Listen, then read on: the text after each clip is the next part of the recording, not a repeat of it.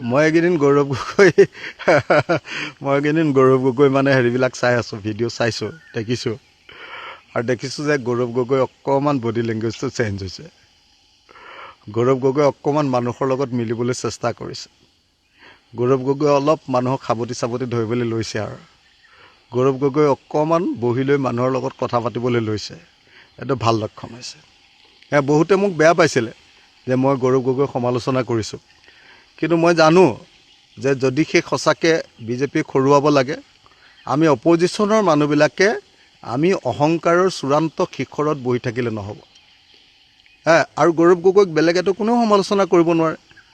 সমালোচনা যদি কৰিব পাৰোঁ, ময়ে কৰিব পাৰোঁ। আৰু বাকীবিলাকেতো কংগ্ৰেছৰ মানুহে কৰিলেতো তেওঁ পাখিয়ে কাটি দিব।